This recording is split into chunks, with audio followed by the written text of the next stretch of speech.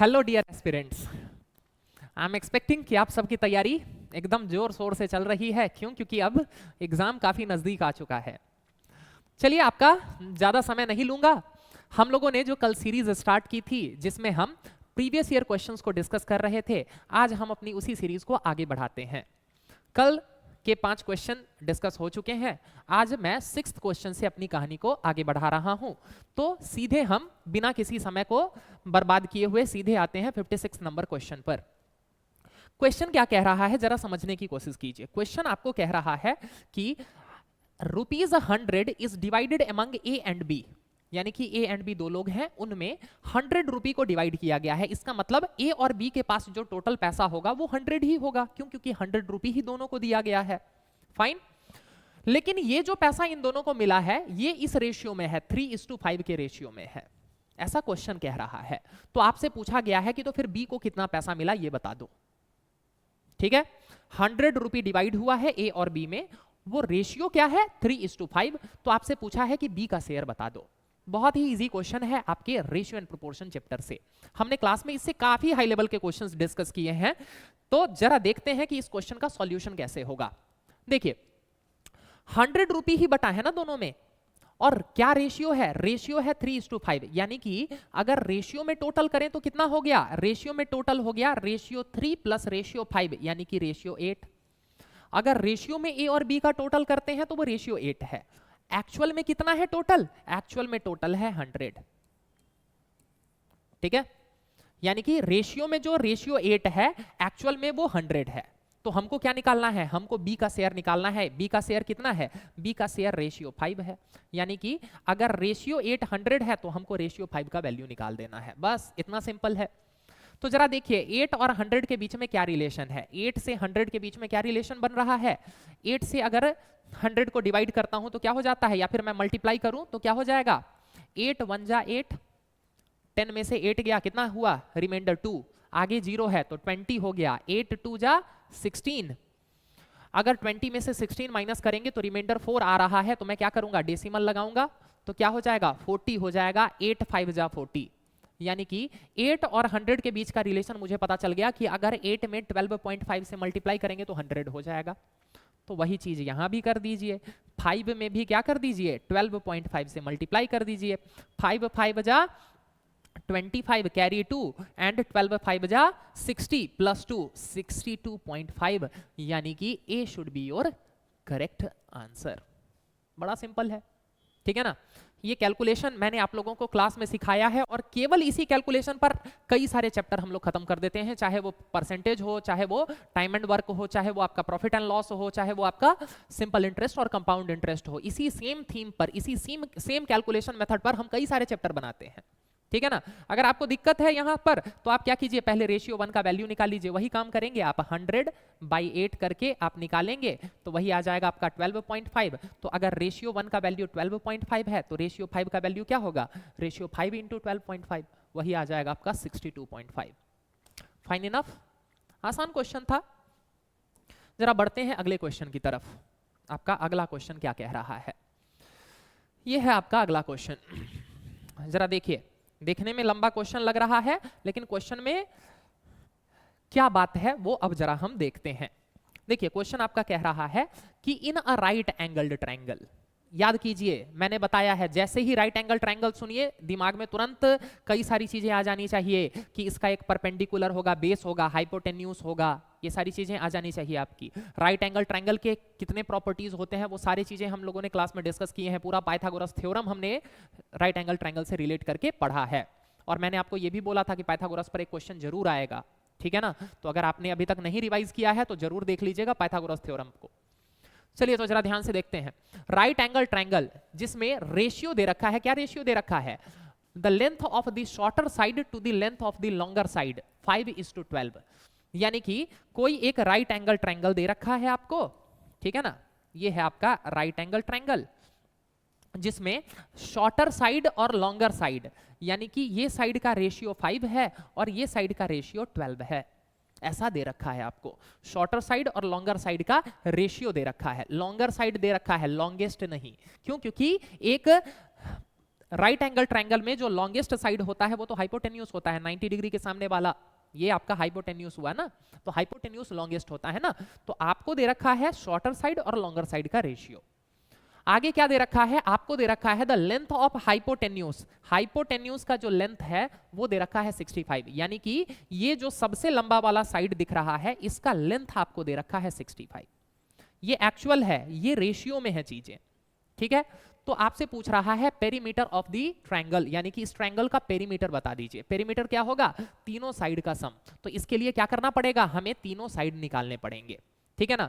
अब याद कीजिए, मैंने आप लोगों को क्लास में बोल रखा है कि आपको कुछ पाइथागोरियन ट्रिपलेट्स याद करने पड़ेंगे, ठीक है। तो पाइथागोरियन ट्रिपलेट्स में जैसे ही आपको यहां 5 और यहां 12 दिख रहा है तो आपको पता होना चाहिए कि 5 का स्क्वायर प्लस 12 का स्क्वायर किसके बराबर हो जाता है जी, 13 के स्क्वायर के बराबर हो जाता है। यही तो है आपका पाइथागोरस का फॉर्मूला कि हाइपोटेन्यूज स्क्वायर इक्वल्स टू हो जाता है परपेंडिकुलर का स्क्वायर प्लस बेस का स्क्वायर। यानी कि ये परपेंडिकुलर है, ये बेस है, तो यानी कि हाइपोटेन्यूज क्या होना चाहिए, हाइपोटेन्यूज होना चाहिए रेशियो 13। अब देखिए हाइपोटेन्यूज का रेशियो वाला वैल्यू आपको पता है रेशियो 13 है, और एक्चुअल में वो कितना दे रखा है, एक्चुअल में वो दे रखा है 65। तो अगर रेशियो 13 65 है तो रेशियो 12 कितना होगा और रेशियो 5 कितना होगा, हमें यही तो पता लगाना है। तो रेशियो 13 अगर 65 है तो 13 से 65 का क्या रिलेशन है, इनटू 5।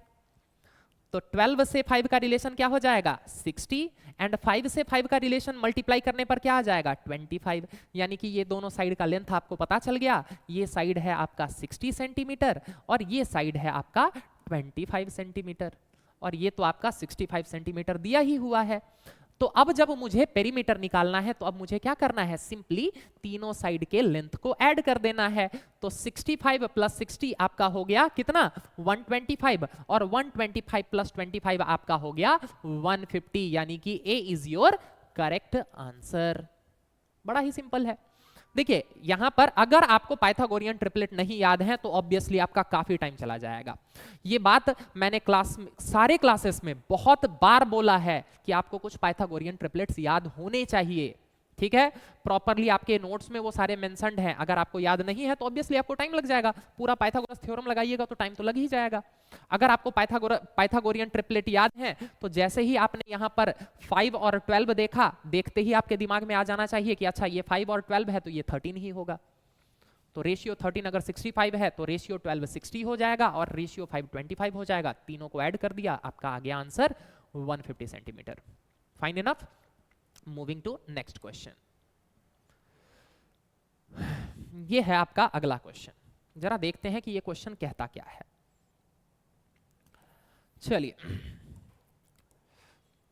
जरा देखिए, ये क्वेश्चन कह रहा है कि there are 800 students in national public school. कोई स्कूल है जिसमें 800 स्टूडेंट हैं, each of whom takes exactly 1। ये ध्यान दीजिएगा, बच्चों ने कोई एक ही सब्जेक्ट लिया है, one of the 4 science courses, 4 science के कोर्स यहां पर चलते हैं, उसमें से बच्चों ने कोई एक ही लिया है, ठीक।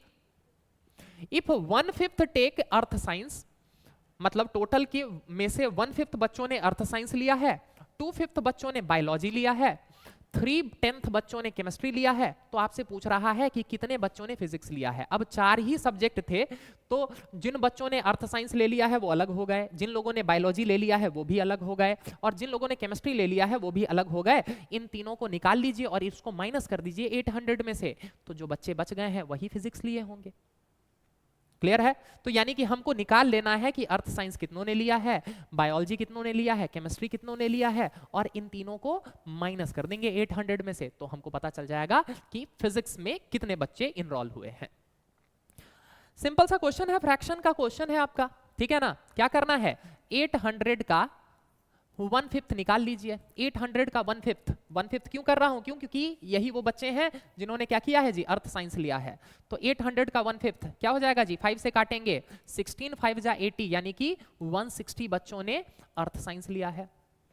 अब देखिए ध्यान से देखिए, दूसरे हैं 2/5 बायोलॉजी। अब अगर 1/5 160 है तो 2/5 क्या हो जाएगा जी, 2/5 हो जाएगा सीधे 320।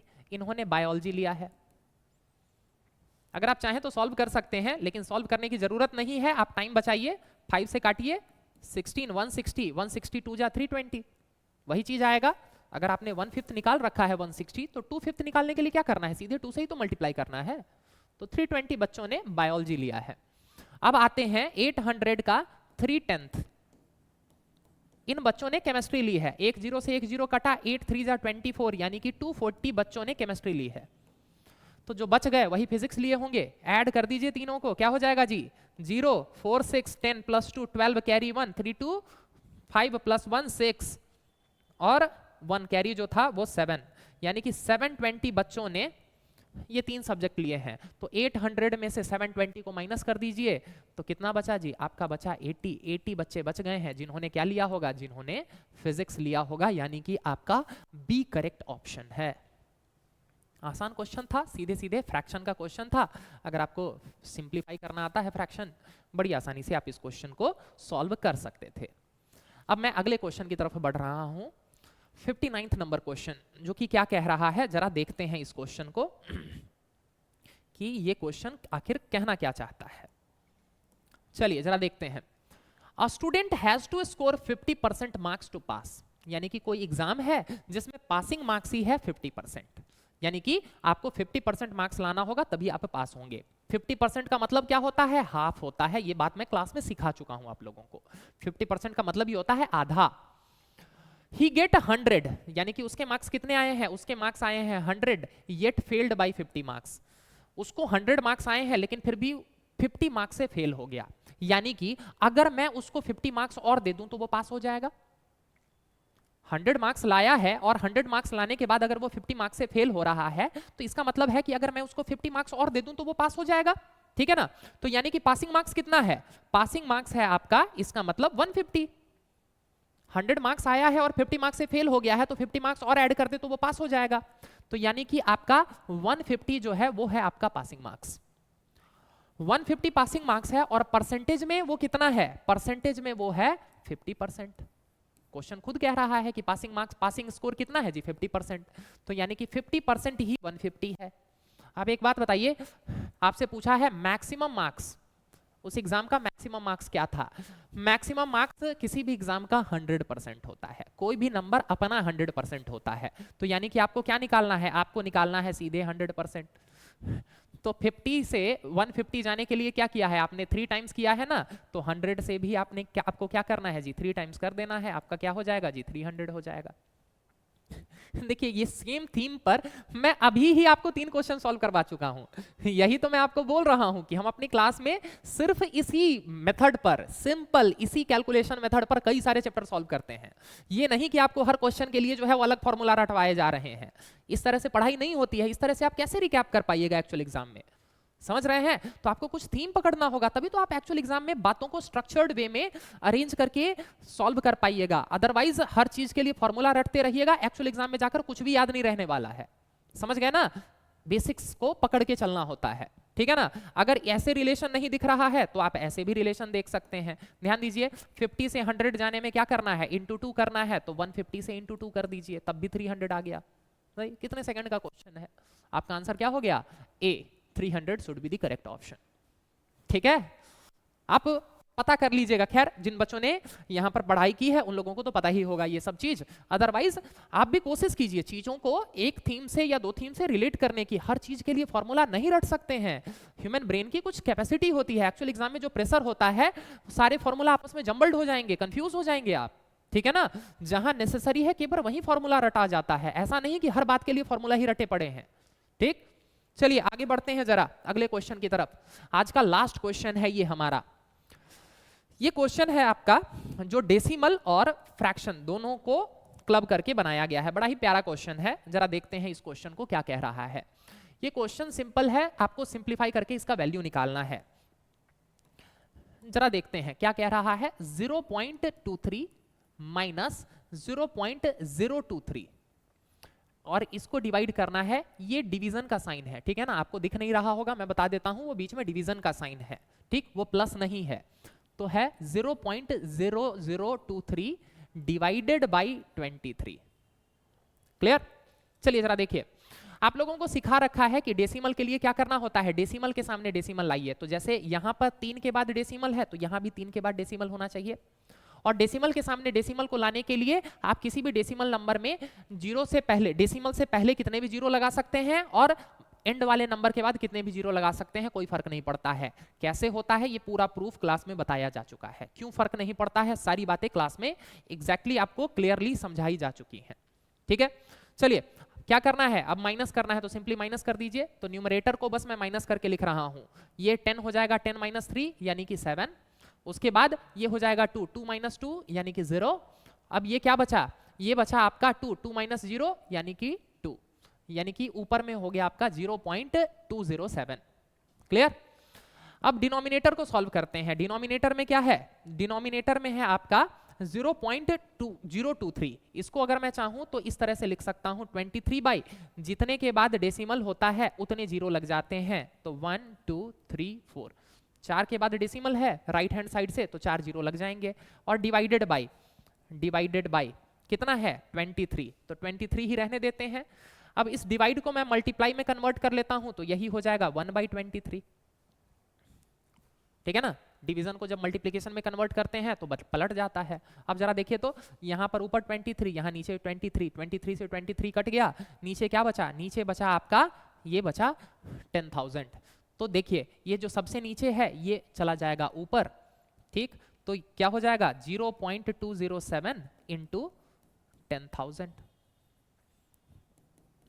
जितने जीरो से मल्टीप्लाई होता है डेसिमल उतनी बार राइट हैंड साइड शिफ्ट करता है। डेसिमल वाले चैप्टर में समझाया जा चुका है। तो 4 जीरो है तो 1 2 3 4 4 बार उधर जाएगा, यानी कि आपका आंसर हो जाएगा 2070, जो कि सी नंबर आपका ऑप्शन है। ठीक है, डेसिमल पर क्वेश्चन है, अगर आपको डेसिमल के बेसिक्स पता हैं तो आप आराम से बना सकते हैं। ठीक है ना, ये भी फ्रैक्शन में आपको समझा रखा है कि अगर ऐसा हो a/b बाई c/d हो तो मैंने आपको बता रखा है d वाला ऊपर जाता है और ये वाला नीचे आके यहाँ रह जाता है। क्यों होता है वो सारा बेसिक समझा चुका हूँ। क्यों, क्योंकि हम इसको लिखेंगे a/b डिवाइडेड बाई c/d और अगले लाइन में ये हो जाएगा a/b इंटू d/c। तो देख लीजिए जो d था वो a से जाके मल्टीप्लाई हुआ ना ऊपर जाके, इसीलिए इसको ऐसे ही लिखते हैं। ठीक है ना, अगर आपने इन चीजों को प्रैक्टिस कर रखा है तो बड़ी आसानी से आप आराम से 1 मिनट के अंदर इन क्वेश्चंस को सॉल्व कर सकते हैं। और वही आपको करना होगा, बिकॉज आपको पता है कि इस एग्जाम में टाइम ही सबसे बड़ा फैक्टर होता है। अगर यही सेम पेपर आपको घर पर बनाने के लिए दिया जाए, आपको अनलिमिटेड टाइम दिया जाए तो आप आराम से सॉल्व कर लेंगे, लेकिन मेन प्रॉब्लम होता है वो पैनिक वहां पर। ठीक है, तो अगर आपके बेसिक कॉन्सेप्ट क्लियर है, अगर आपने प्रैक्टिस कर रखी है एडिक्वेट नंबर ऑफ टाइम्स, तो आप आसानी से इन क्वेश्चन को सॉल्व कर पाएंगे। आई एम एक्सपेक्टिंग कि इस सेशन में आपको कुछ फायदा मिला होगा। अगर आपने अपनी तैयारी को अभी तक शुरू नहीं किया है, या फिर अगर फ्यूचर में आप बाकी किसी एग्जाम के लिए CHSL या फिर CSL अगर इन चीज़ों को अगर टारगेट करना चाहते हैं, अगर आप चाहते हैं कि इसी तरीके से हम आसानी से एकदम बेसिक से हर चीज़ों को सीखें, तो आपको क्या करना है, आपको स्क्रीन पर दिए हुए नंबर पर हमसे कांटेक्ट करना है। यहाँ पर आप अपने APSSB के through CHGL, CHSL, CSL, LDC, UDC इन सारे एग्जाम्स को लेकर आप अपनी तैयारी को आगे बढ़ा सकते हैं। Elementary maths, reasoning, general English, GK, GS सारी चीज़ें हम कवर करते हैं बिल्कुल बेसिक से। तो अगर आप इंटरेस्टेड हैं तो आपको क्या करना है, बस स्क्रीन पर दिए हुए इन नंबर्स पर कांटेक्ट करना है। ठीक, तो आज के सेशन को मैं यहीं रोकता हूं, कल फिर मिलेंगे नए क्वेश्चंस के साथ। Till then, thank you all.